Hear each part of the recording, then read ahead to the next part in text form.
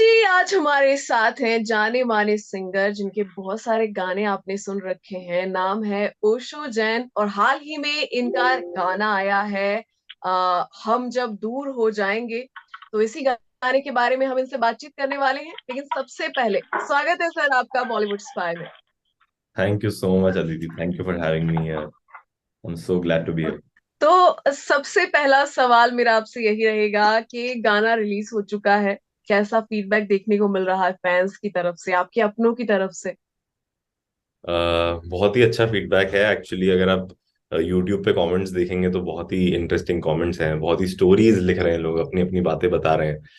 तो जी। I think इससे बेहतर तो क्या ही हो सकता है किसी के भी लिए कि लोग इतना वक्त बिता रहे हैं। मेन सबसे अच्छी बात यह है कि वो वीडियो देखने के बाद वो जो महसूस कर रहे हैं वो लिख रहे हैं, और वो सिर्फ ऐसे ऊपर ऊपर के इमोशंस नहीं है, वो बहुत ही अपनी मन की बातें बता के जा रहे हैं। तो that's the best part about it, and I am really glad that it's happening. जी। ओके। तो ये हम जब दूर हो जाएंगे सिर्फ एक गाना तो नहीं लग रहा, मतलब ऐसा लगता है रियल लाइफ एक्सपीरियंस है। तो प्लीज मैं ये जानना चाहूंगी सबसे पहले तो। नहीं, तो वो गाना अपने आप में ऐसे रियल लाइफ एक्सपीरियंस, मतलब वो एक इमेजिनरी वर्ल्ड ही है मेरे लिए। कि अगर आप किसी के साथ हैं और आप किसी पॉइंट पे ये सोच रहे हैं कि हम जब दूर हो जाएंगे, मतलब अभी तो सब हम्म। ठीक है, पर अगर हम हम्म। दूर हो जाएंगे तो क्या क्या होगा।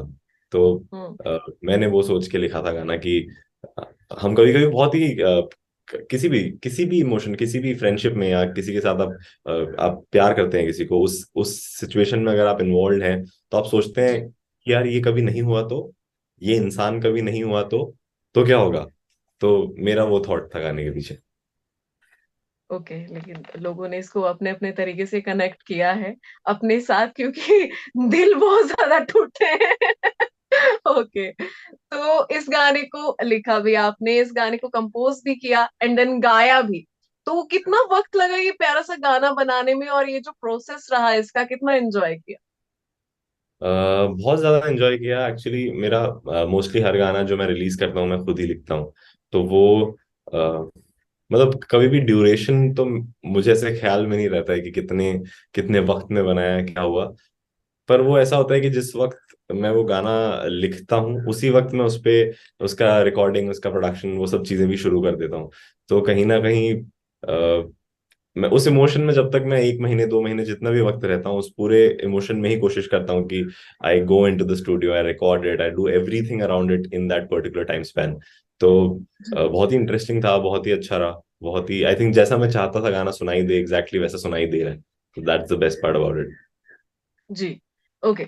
तो वीडियो के दौरान के भी काफी सारे किस्से रहे होंगे, कुछ फनी होंगे, कुछ है ना यादगार, सीरियस। तो कुछ शेयर कीजिए प्लीज। वीडियो बहुत ही इंटरेस्टिंग है क्योंकि मुस्कान जो कास्ट है उसमें, जो जी। वो मेरी दोस्त हैं। और जिनके साथ वीडियो जिन्होंने डायरेक्ट किया है वो भी मेरे भाई जैसे ही हैं। तो आई जी। लाइक अपने ही लोगों के साथ कुछ, like to create something very personal. तो अपने ही लोग जब उसमें जुड़ते हैं तो इट बिकम्स रियली स्पेशल। तो कई चीजें जब हम बहुत ही ऐसे इंटेंस इमोशंस को भी अगर कैप्चर करने जा रहे हैं, but when you have a friendship of sorts within you, तो सब कुछ बहुत इजी हो जाता है, और सब कुछ कई बार बहुत ही ऐसे ह्यूमरस तरीके से भी निकल जाता है। मतलब अगर कुछ जी। आप रोने का सीन कर रहे हो, लेकिन आप वो रोने का सीन करने के बाद आप लोग एकदम नॉर्मली ऐसे हंसी खुशी बातें कर रहे हो, तो वो एकदम ही ऐसा कॉन्ट्रास्ट है। बट वो ऐसे जी। कोई जी। नॉर्मली अगर प्रोफेशनली करेगा तो वो इतना इतना बॉन्डिंग नहीं होती। तो जितने भी लोग टीम में इन्वॉल्व थे, एवरीवन, जो फिश इन द स्काई जो प्रोडक्शन हाउस है, they are all like my really good friends. तो वो, इट नेवर फेल्ट लाइक कि we were doing something to make this look like something. वो हमेशा ऐसा था कि जी। Like everyone had their best of intentions, and we all came together and it just happened. तो वो एकदम बहुत ही नेचुरल तरीके से हुआ है। और आई एम ग्लैड कि मैं अपने ही लोगों के साथ इतना इंटरेस्टिंग कुछ कुछ क्रिएट कर पा रहा हूँ। जी। ओके। बात करें तो आप काफी टाइम से सिंगिंग लाइन में बने हुए हैं। तो मतलब किस तरीके के गाने गाना आपको ज्यादा पसंद है, ज्यादा उसकी तरफ ध्यान जाता है, सैड, रोमांटिक, या मतलब कौन से गाने ज्यादा अच्छे लगते हैं गाना? मुझे मतलब पर्सनली ऐसा कोई एक टाइप नहीं है, बट क्योंकि मैं खुद ही लिखता हूँ जो मैं गाता हूँ मोर और लेस, तो सिंगर सॉन्ग राइटर वाला पूरा जोन है। तो कहीं ना कहीं जो वही जो मैंने बोला ना, करंट स्टेट ऑफ माइंड पे है। मतलब अभी जी। एक दिन ऐसा लगेगा कि अगर मैं बहुत ही ज्यादा किसी चीज के बारे में एक्साइटेड फील कर रहा हूँ, तो हो सकता है ओके। एक बहुत ही एक्साइटिंग फंकी कुछ उस तरीके का गाना बने।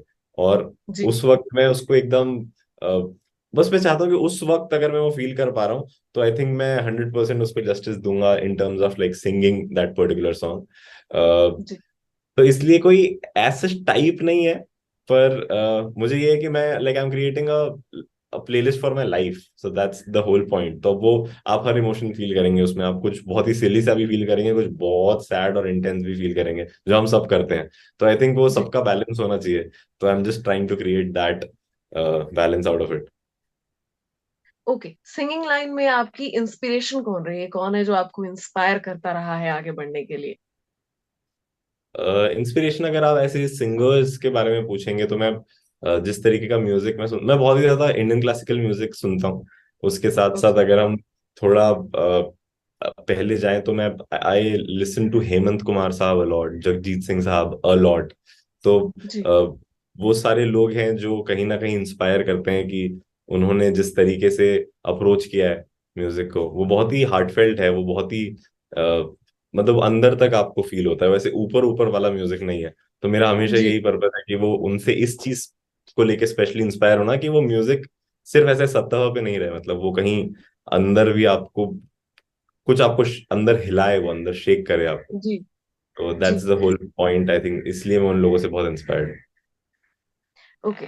आप म्यूजिक इंडस्ट्री से काफी टाइम से जुड़े हैं एंड आजकल एक एक ट्रेंड चल रहा है, मतलब पुराने गाने उठाओ, रीमेक करो, एंड उसके लिए ऑडियंस का भी थोड़ा सा जो रिएक्शन रहते हैं थोड़े मिले जुले रहते हैं, कोई कहता है वाह, कोई कहता है ना। तो आपका क्या नजरिया है रीमेक्स पर? मुझे पर्सनली, मैं I don't dig it, I personally don't like it that much. I I इसलिए भी मुझे नहीं पसंद है क्योंकि जब आप किसी और का गाना उठा के उसको अगर रिमिक्स करते हैं ना, तो आई एम वेरी श्योर जो उसका ओरिजिनल क्रिएटर है, उसको तो पक्का पसंद नहीं आता है। मतलब that I can totally tell you. तो अगर जिसने जी। बनाया है, जिसके अंदर से वो निकला है गाना, अगर उसको ही पसंद नहीं आ रहा है और आप उसको बस like it's commercials, that's it's the commercial side correct. of industry which is जी। like trying to like build this thing of remix music, but it doesn't make sense. I think we have such great composers and musicians in our country, and we have yes. a lot of original stuff that is there, and we don't need to do, जो है वो बहुत amazing है, उन्हें वैसा रहने दो। और हमें यस। जो बनाना है, इतने सारे अमेजिंग म्यूजिशियंस हैं, उनको सबको बनाने दो। तो I think it will be even better, हम as a as an industry हम और ग्रो करेंगे म्यूजिकली। जी। एक्चुअली, तो क्या कुछ नया आने वाला है? क्या कुछ नए प्रोजेक्ट्स हैं अभी जो चल रहे हैं फैंस के लिए? बहुत सारी चीजें नई आने वाली है। साल में बहुत, इस साल बहुत सारे गाने हैं, आई थिंक हर महीने आपको एक से दो गाने सुनने को मिलेंगे नए। और ओके। उसके साथ साथ रिसेंटली अभी हमने कोक स्टूडियो भी अनाउंस किया है। तो जी। I am a part of that, I am a part of Coke studio as well this year. तो that is something okay. Really exciting too. तो बहुत नाइस। सारी चीजें हैं, कुछ फिल्म्स भी हैं जो आने वाली हैं, जिसके लिए मैंने कुछ गाने वाह। किए हैं। तो जी। Let's okay. होप जितनी जल्दी आएंगी उतना उतनी उतनी ज्यादा बार हम बात कर पाएंगे उन चीजों के बारे में। जी। Actually. Okay. Thank you so much हमारे साथ जुड़ने के लिए आज, और आगे भी होप ऐसे ही मुलाकात होती रहेगी हमारी आपके प्रोजेक्ट्स को लेकर। बिल्कुल, for sure, thank you so much for having me, and हम जल्दी मिलते हैं वापस।